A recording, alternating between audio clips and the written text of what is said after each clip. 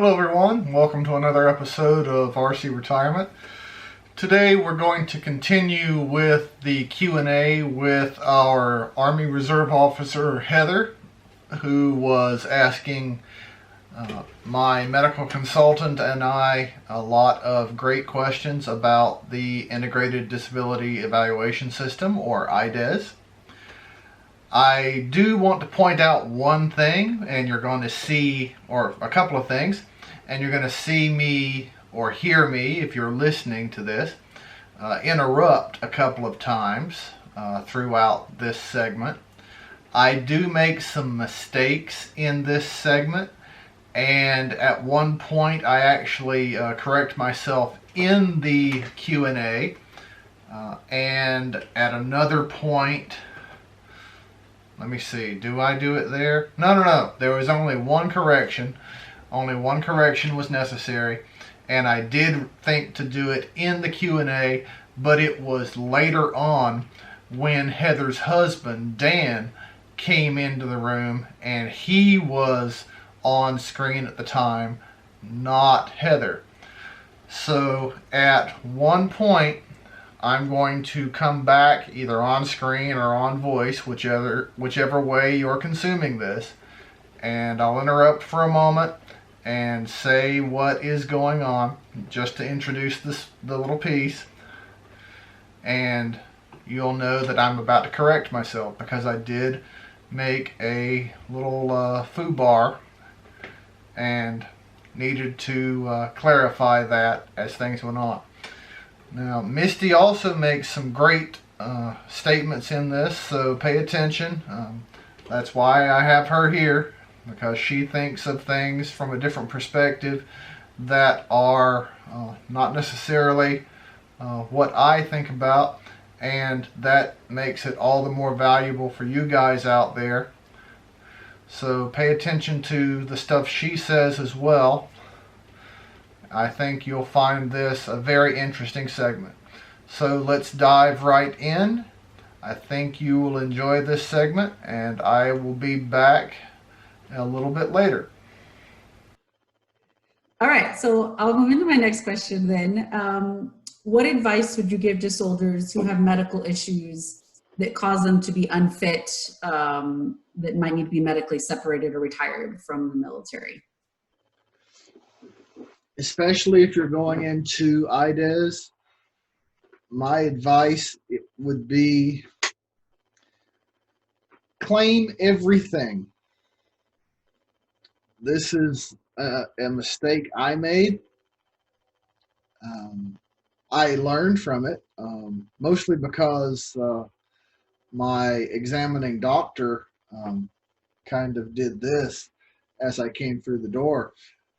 I made an initial claim sheet or list of 8 or 9 conditions, and after he went through those, examined my medical records, and then actually saw me come through the door, he said, "What's wrong with you? There are at least 13, 14, 15 different things wrong with you after I read your records, so I've made additional claim sheets for those issues." So my advice to soldiers going through IDES is, if there's something legitimately wrong with you, not just a hangnail, but something legitimately wrong with you, claim it.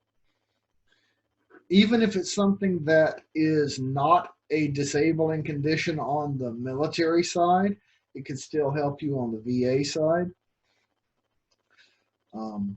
And we'll probably talk about the difference between VA and DoD ratings later.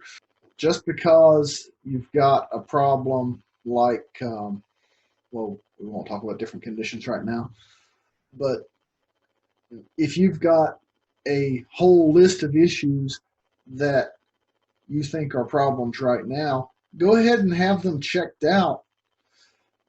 The doctor's going to read your records anyway, and he's going to give you a head-to-toe examination while you're there. You might as well have him check out everything you believe is a problem. And this is the only time in your life probably that you're going to have a friendly face looking at you from a VA perspective, someone who's actually trying to help you get VA ratings rather than opposing you. So take advantage of it. And we'll touch on this more, I'm sure. The VA ratings you get during these examinations will, in some cases, become DoD ratings later. So take advantage of this friendly face. Claim all the conditions you've got and get as much disability credit for them as you can.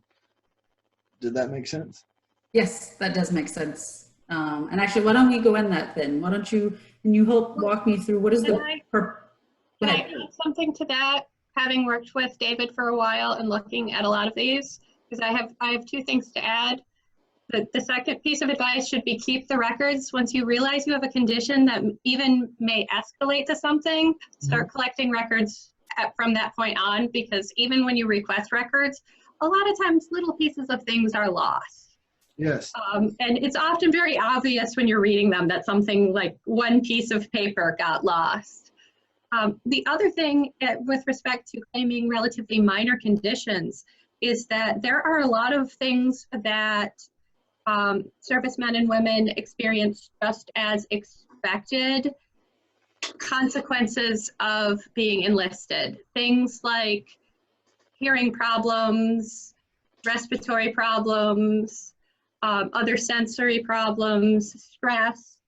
And we don't think of them necessarily as being something that really impacts your life, but part of the problem is that they escalate over time and they have long-term consequences. So I want to remind everybody that on the public health side, there is actually a real link between losing your sense of smell and developing dementia later in life. Never mind that there are actually practical problems with losing your sense of smell. And the same goes for your hearing, that people who have issues with hearing, there's a direct dose-dependent relationship. So the more problem you have with hearing, the bigger the risk is for developing cognitive impairment as you get older. So, you know, part of the disability is that you're taking this on for a lifetime, not just what works right now. That is really good advice, because it is easy when the people you're surrounded by all have the same types of things as you, and they tend to forget because you've just dealt with it for so many years and it's slowly gotten worse and worse. So thank you. It's great advice. When everyone around you has the same problem, it doesn't seem like a problem, does it? Exactly. Yeah, Misty is a big help for me.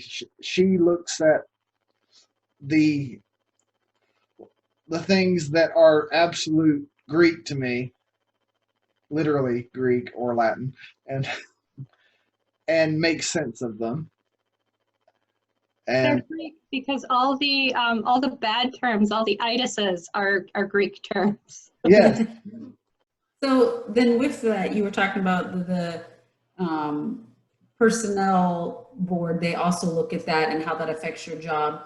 So do they also look at your evaluations that you receive over the last several years and how you've been able to perform your job with the disabilities that you have?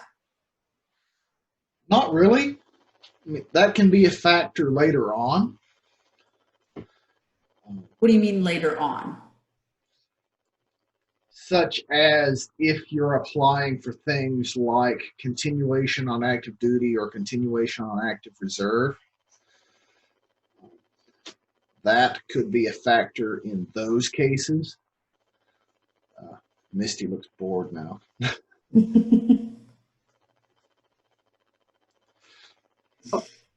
The cat's right here, so I'm just watching her try to solicit while she's sitting right next to the computer. Okay. Yeah. For example, I had lots of my evaluations and several memorandums from higher leadership submitted with my packets, and only one time did they ever play a role, and that was before I entered IDES. Once I was involved in IDES, none of my evaluations mattered at all the way through being retired. All right, guys, this is where I needed to make a correction. So let's jump right in with Dan. If you didn't see the on-screen note, which of course if you're listening to this you wouldn't have, this is where I needed to clarify my answer about personnel evaluations. So here we go. She's got a top block in all her evals. Like, she sucked it up until this last year.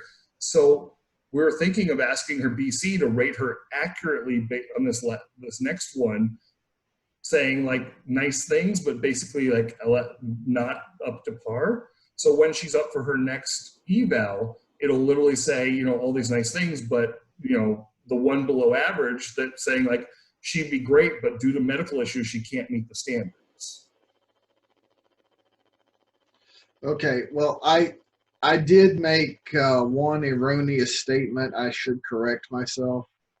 She asked how OERs, personnel evaluations, play into IDES, and I kind of poo-pooed them. They do play a role when this is going along, because they are part of the IDES packet when it's all built. Why would they be part of the packet if they did not play some sort of role? There's a commander's functional statement, and there are personnel evaluations going back at least 3 years. Why would those not be in there if they were not considered?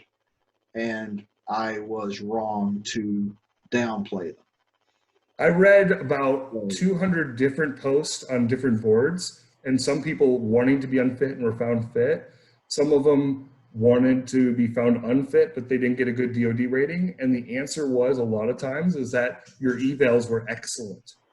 So they got a high VA rating and a very low DOD PEB rating, or they were found fit due to the fact that their OERs were excellent. Sometimes like top blocks, like my wife killed herself last year for that top block. Like literally, she suffered.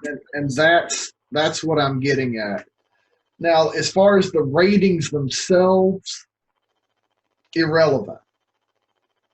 Completely irrelevant. Are exceptional soldier, does everything A+. Like, it was very no. I don't mean that kind of rating. I mean, 30%, 50%, whatever. As far as that kind of rating is concerned, the OERs or NCOERs are completely irrelevant. So it's just fit or unfit, or unfitting or fitting, right? Right. So okay. Whether you've got a 50% DOD rating or a 90%, that's just going to be due to how many conditions you have that make you physically unable to do X, Y, or Z part of your job, and what the VA ratings were when they slid from one column to the other. Okay. The personnel evaluations are part of the PEB, the Physical Evaluation Board. Mm-hmm.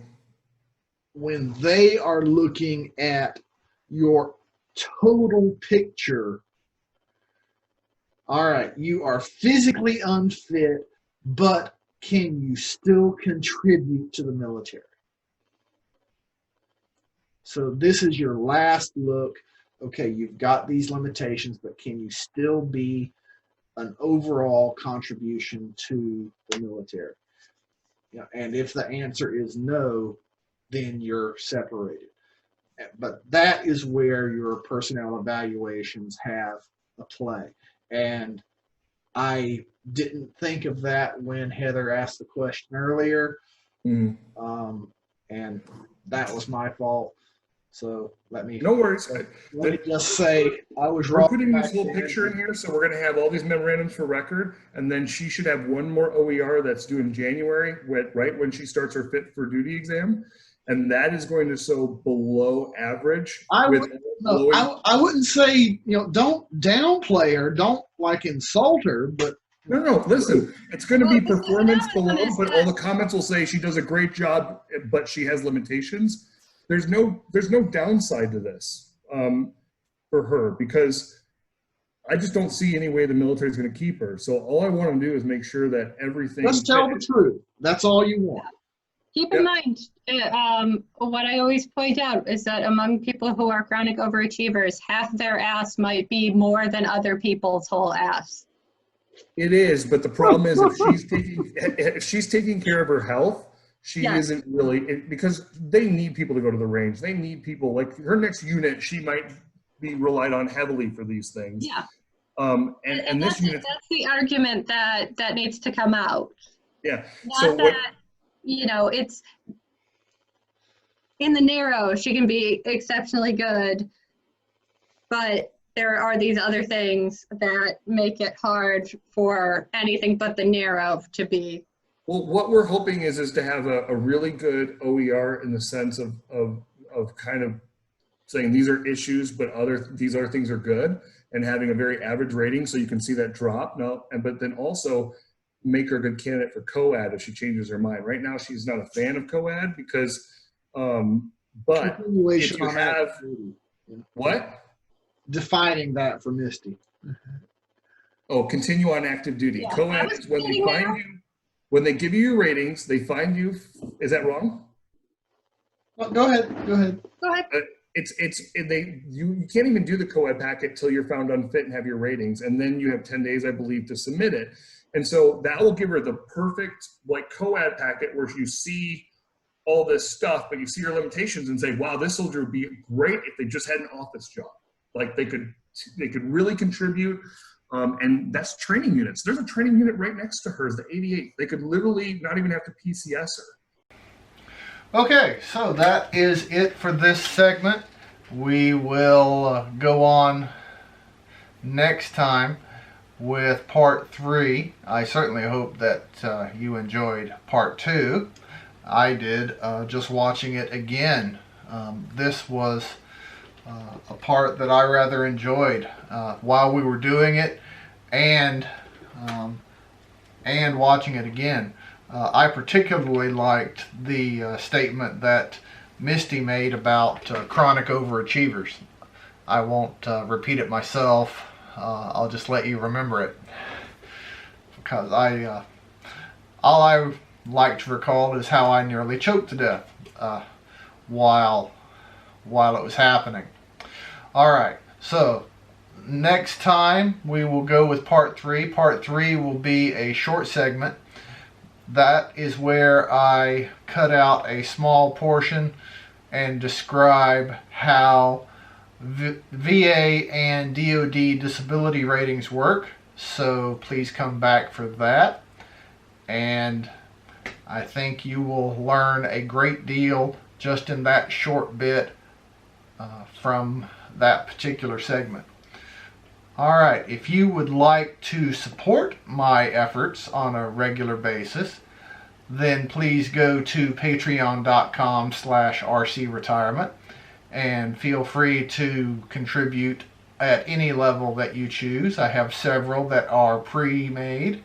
You can choose any of those, or you can create one of your own. If you are in need of any sort of personnel services, you can go to rcretirement.com and look at the fees for services page, see what kind of rates I charge. And remember that if you are a Patreon supporter for $25 or more per month, I offer a 20% discount on those rates. So keep that in mind. Alright, so oh, and one other thing, if you would also like to make a one-time contribution to my support, you can do that through PayPal at dj@rcretirement.com. Just one other way that you can be of support. And naturally, as you see through the various links and banners on the website, you can also shop through the banners for those various affiliates and shop through Amazon through any of the affiliate links. Alright, so enough stumping for cash there. I do thank you for being part of the audience and for spending your time with me. I look forward to spending more time with you in the next segment and for spreading more information that can fill your head and hopefully fill your pockets with all sorts of nice spending cash, or at least fill your minds with information that can help you improve your careers and improve your lives. So thank you very much, and thank you for your service. Have a great day. If you liked what you heard on today's episode, then please go below and give it a thumbs up, and be sure to subscribe to this channel. Also, please let other people know about this channel and the information it can provide for them. If you have questions or comments, then please have no qualms about posting them in the comments section below. Please remember the RC Retirement YouTube channel and the RC Retirement website are not recognized or endorsed by the Department of Defense, the Department of Veterans Affairs, or any other government agency. The information presented in these resources are for entertainment and informational purposes only. Also, the content of either of these resources should not be considered financial or legal advice. Please consult with your own legal counsel, accountant, or financial planner before making any decisions based on what you have learned here. As always, thank you for watching the RC Retirement YouTube channel.